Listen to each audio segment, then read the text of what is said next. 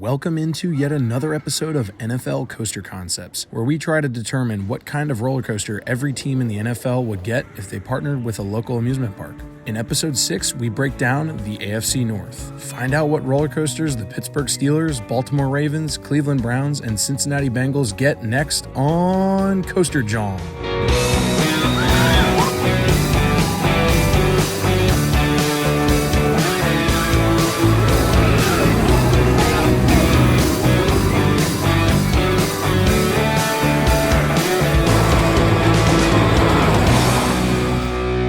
First, let's give a rundown of the criteria for determining these coaster concepts. Nicknames of each team and or their players, each team's colors, the team's locations, coasters that fit best at each park, trends in the amusement park industry, and the theme of each coaster. Let's begin. Kicking things off are the Pittsburgh Steelers, but oh wait, what's this?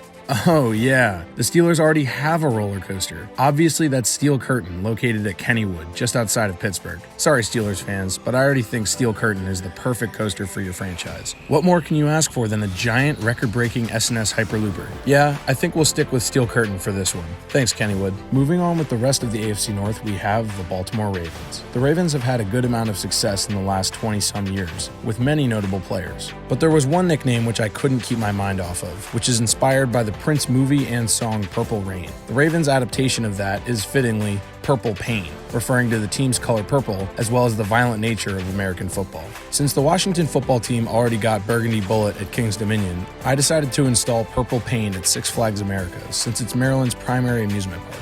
Even though M&T Bank Stadium is almost an hour away from Six Flags America, I figured this park made the most sense for the Ravens. Purple Pain would be the perfect opportunity for Six Flags to finally get Rocky Mountain Construction to transform the park's rough wooden coaster Roar into an iBox track hybrid coaster. Roar has been one of the most hated wooden coasters out there for a while, and coaster enthusiasts have been begging the park to RMC Roar for a while now, so Six Flags has just got to make this happen. Just imagine an RMC hybrid with purple track and black supports, or black track and purple supports. You could also include the color gold in there, but I think that the colors black and purple would be perfect for a coaster like Purple Pain. Next, let's shift over to Cleveland, Ohio, and their Cleveland Browns. Now, this one's exciting, because we all know what major park is closest to Cleveland, and that's Cedar Point. Cedar Point has 17 operating roller coasters, and is the crown jewel of the Cedar Fair chain. So needless to say, the park is spoiled, and has almost endless options for new coasters. So this Cleveland Browns roller coaster can be practically anything, but what will it be called? Like the Buffalo Bills roller coaster, I decided to name this coaster after its fan base, more specifically a section of their stadium called the Dog Pound. Cedar Point is about an hour away from First Energy Stadium where the Browns play, but I still think this is the perfect park for Dog Pound. Like I said, this coaster could be just about anything.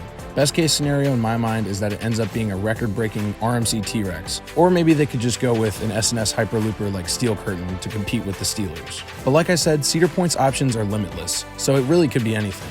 Whatever Cedar Point decides to build as Dog Pound, it will certainly be a sight to behold, and likely one of the best roller coasters at the roller coast. Last, and oftentimes least, we have the Cincinnati Bengals.